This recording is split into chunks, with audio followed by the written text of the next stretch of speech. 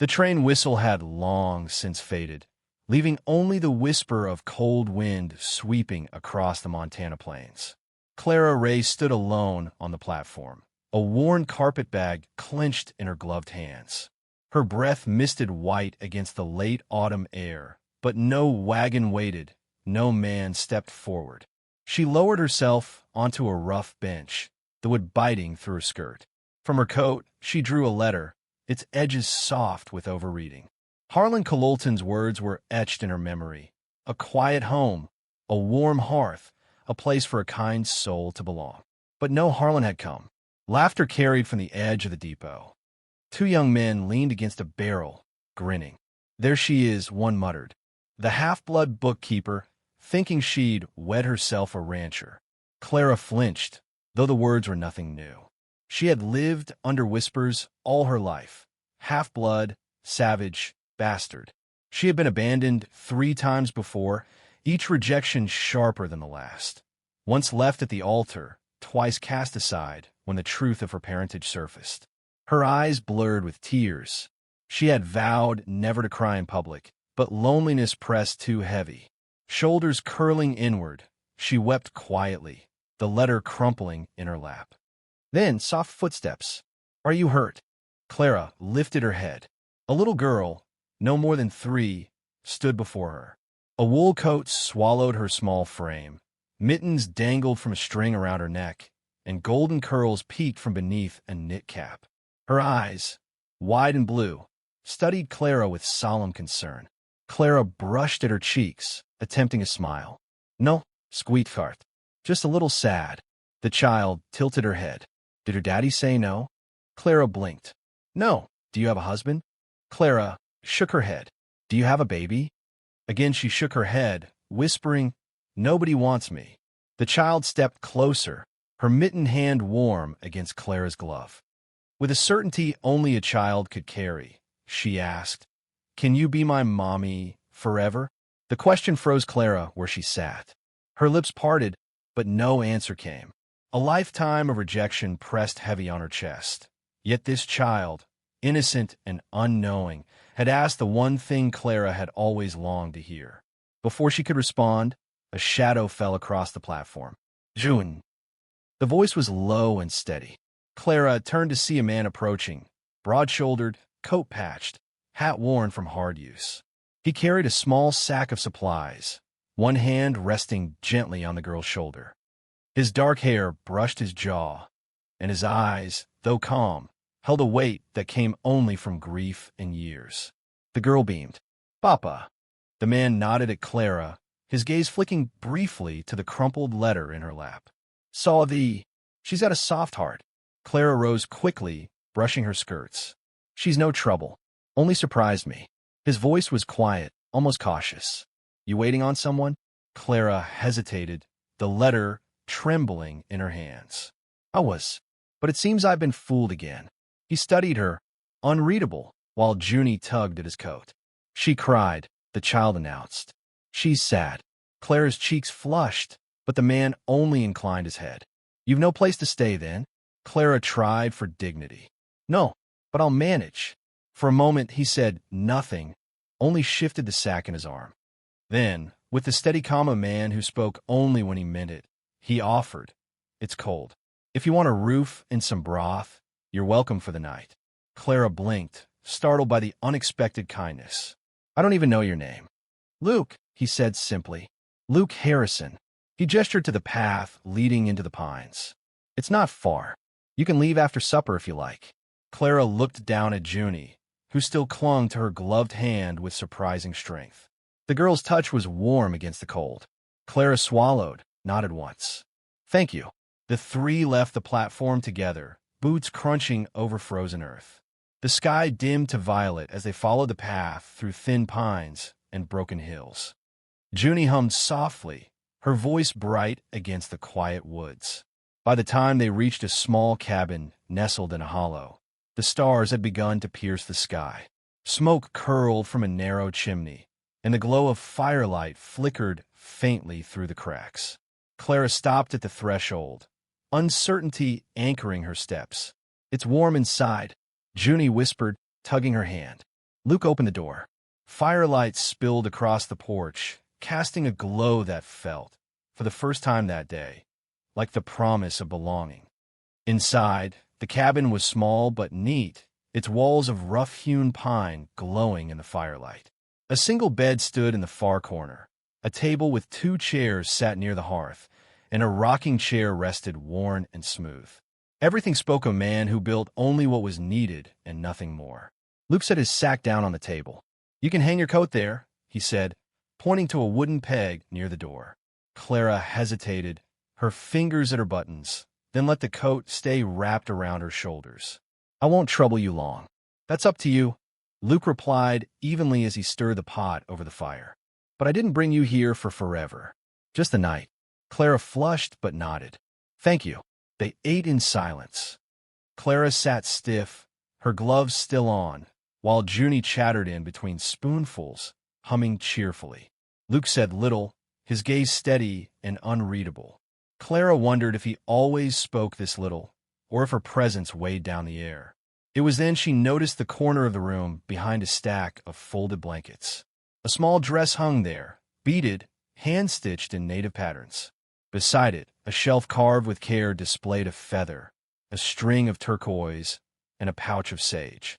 Clara's heart caught. She had seen such tokens before. They belonged to someone loved, not forgotten. "She was Comanche," Clara murmured. Luke's spoon stilled. His reply came quiet but firm. "Kiowa. Fever took her last winter." Clara bowed her head. "I'm sorry." He gave no answer, only placed another log on the fire. The flames flared, shadows dancing long against the plank walls.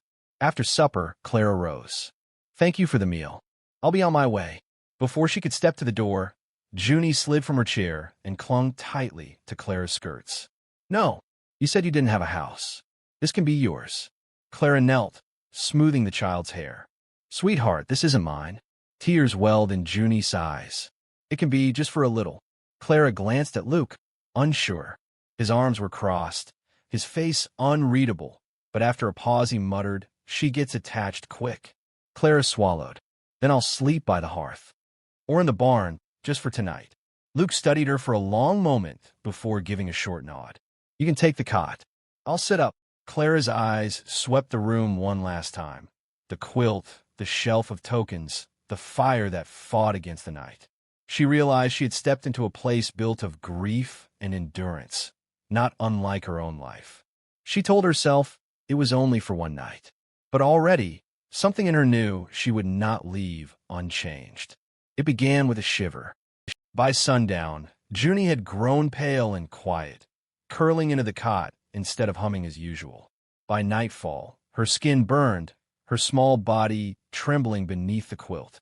Luke knelt beside her, panic written across his usually steady face. His rough hands, so sure with a rifle or hammer, shook as he pressed a damp cloth to her forehead. "She was fine this morning," he muttered. "Now she won't wake." Clara rose from the hearth where she had been sorting herbs.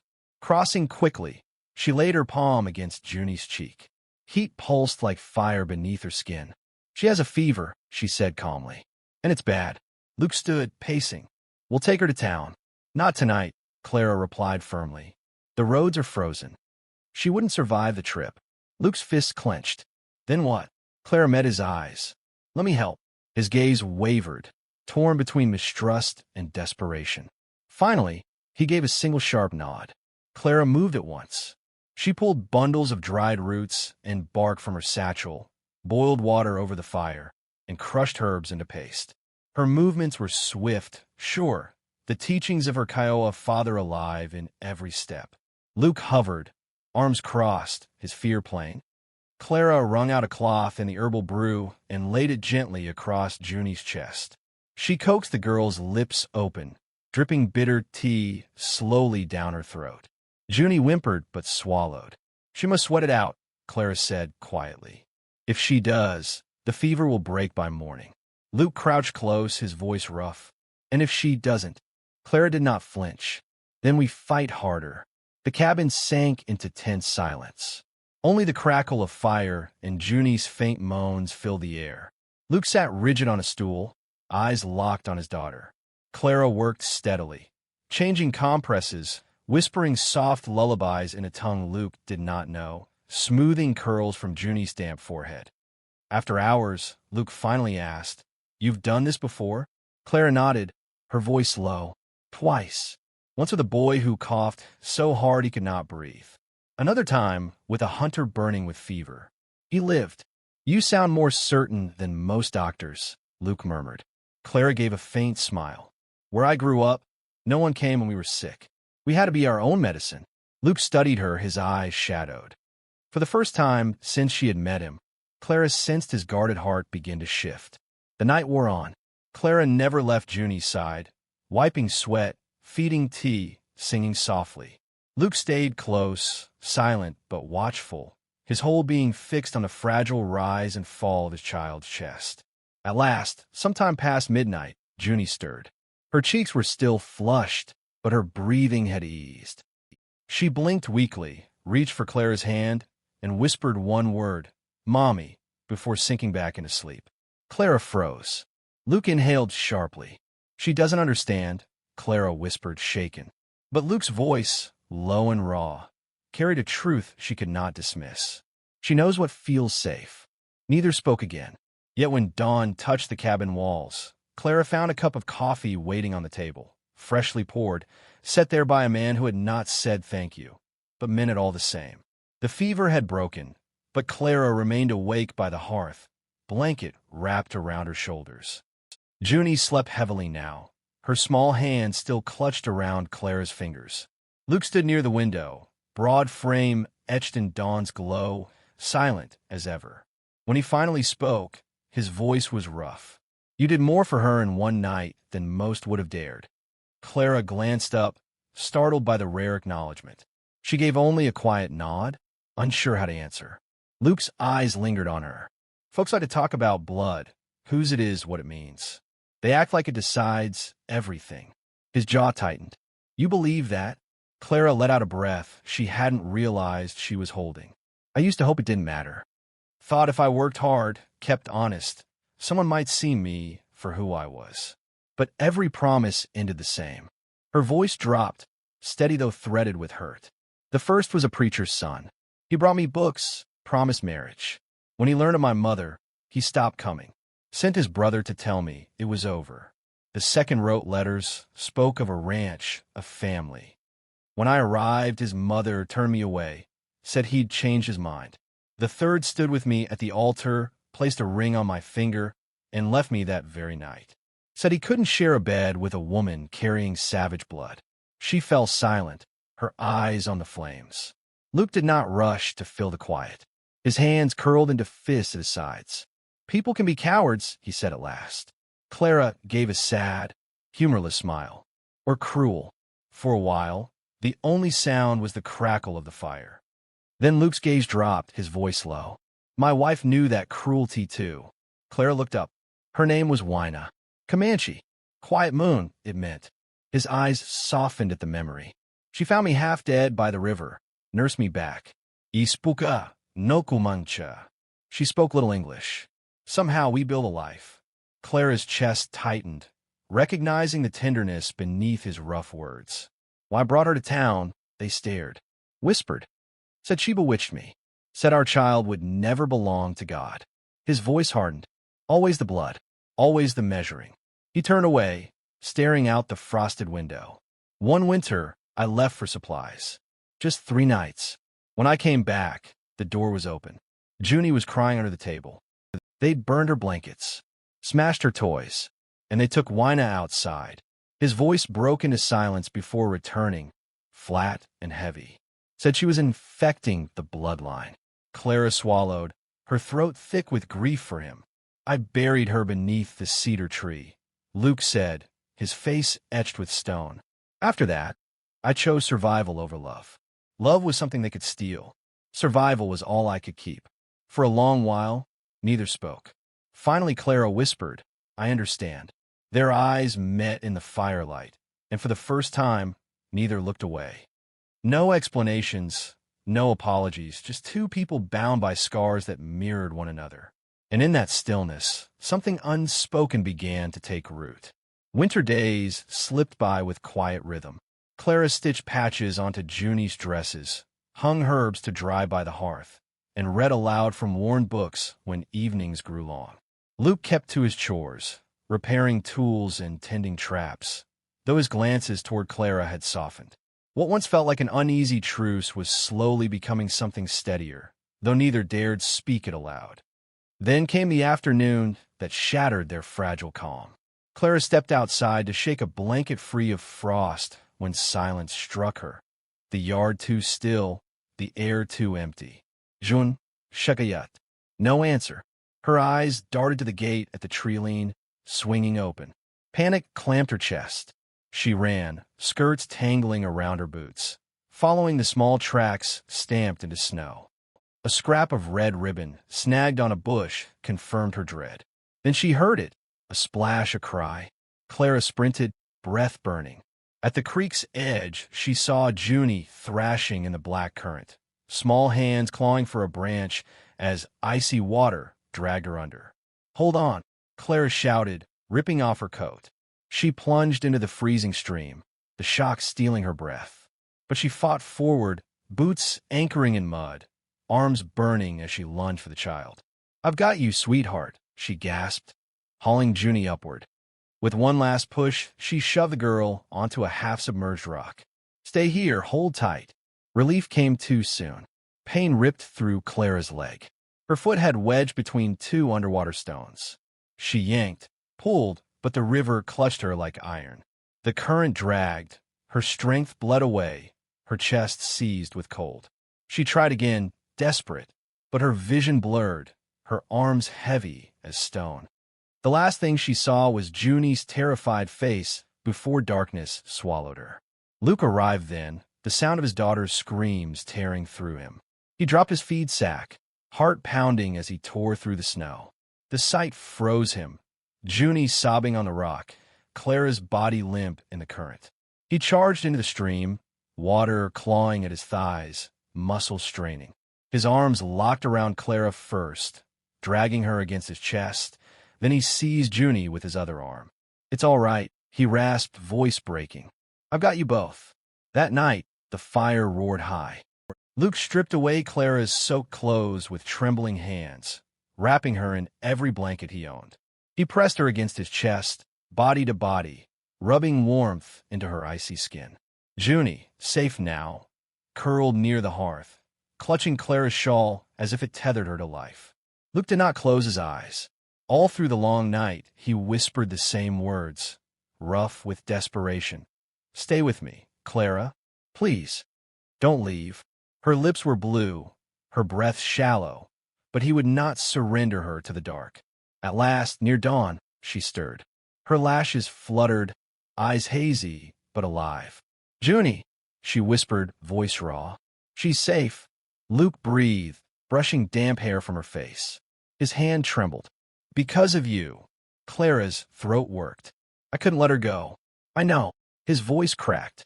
"But you nearly died." Her eyes met his, steady though weak. "I'd do it again." Something inside him broke. He pressed his rough palm to her cheek, his thumb shaking. "Don't ever leave again, Clara. Don't. Please." Her fingers curled faintly around his hand. "I wasn't planning to." And in that fragile dawn, she was no longer the woman he had taken in for a night. She was the woman who had chosen to stay. Clara woke to soft daylight spilling across the cabin walls. Her body ached, but warmth surrounded her. Blankets, firelight, and the faint sound of Junie humming as she stacked her rag doll's clothes beside the cot. When Junie saw Clara stir, she rushed forward, clambering up onto the bed with bright eyes. She wrapped her arms around Clara's neck and whispered fiercely, "You woke up." Then, as if the words had been waiting on her tongue all along, she asked again, "Can you be my mommy forever?" This time, Clara didn't hesitate. Tears filled her eyes as she pulled the child close, her voice breaking. "Yes, sweetheart. If you'll have me, I will." Junie nodded hard, satisfied, and nestled under the blanket beside her, small hand gripping Clara's tightly. At the doorway, Luke stood silent. He had heard every word. His jaw worked as though to speak, but he stepped outside instead, leaving Clara and Junie in the warm circle of the hearth. Later, Clara rose carefully, still weak, and found him on the porch. Snowflakes drifted soft against the beams, the world hushed and white. Luke leaned on the railing, shoulders stiff, his breath misting in the cold. She stood beside him, the silence between them heavy. At last he cleared his throat, voice low. I didn't send that letter. Didn't plan for you. But when I saw you with her, when I heard what you said just now, he faltered, shaking his head. I don't have rings. Don't have much, but this porch, a fire that doesn't always hold, and fences that still need mending. But if what you need is a place to stay, not out of debt, not out of pity, then I've got that. I've got her. And I'd have you too, if you'd let me. Clara turned, her eyes stinging. Luke, I don't want just a roof. I want a family. For a moment, his guarded face cracked, something tender breaking through. Before either could say more, the door creaked open and Junie tumbled out, barefoot in the snow. She threw her arms wide and shouted with pure joy, My mommy and my paw. Luke caught her up easily, settling her against his chest. Clara stepped closer, wrapping her arms around them both. And in that simple embrace beneath falling snow, 3 broken souls became one whole family. Autumn returned, softer this time. The cabin no longer stood as a solitary shelter, but as a home filled with rhythm and life. Clara stood in the doorway, one hand resting against the curve of her round belly. Her second child would arrive any day, and though her back ached, her face glowed with quiet contentment. Behind her, Junie's laughter rang through the house as she played with scraps of cloth and wildflowers, her joy bright as sunlight. The cabin had changed too. Luke had built a second room, patched the roof twice, and carved shelves for Clara's jars of herbs and dried roots. A simple sign hung above the porch, Ray Harrison, Herbs and Help. At first, townsfolk kept their distance, but slowly, children wandered up to learn their letters from Clara. Mothers came for remedies, and even the old men sought her teas for aching joints. No one whispered half-blood anymore. They called her Miss Clara, and meant it with respect. Luke watched it all quietly, repairing tools for neighbors, offering his steady presence without many words. Yet whenever Junie tugged at his sleeve or called his name, his voice turned gentle, softened in a way few had ever heard. On this day, a wedding of sorts took place. Not in a church, not with a preacher, but beneath the wide sycamore where they had once watched Junie dance in the snow. A handful of neighbors gathered, bringing cloth and honey as gifts. Clara wore a dress she had sewn herself, simple cotton trimmed with lace, and braided her hair with a single feather as her mother once had. Luke's hands trembled as she approached, though he had faced down rifles and storms without flinching. He spoke simply, I don't have rings, Clara. Don't have a name that's ever meant safety. But I can give you this home, and my word, if you'll have it. Clara took his hand. Her voice was steady, clear. I don't need safety. I just need family. They kissed beneath the tree, Junie's humming filling the air. That night, labor came swiftly. Luke caught their son with hands that had once known only violence, tears running into his beard as Clara cradled the newborn to her chest. You're not a mail-order bride, Luke whispered, his voice breaking. You're my choice. Every day,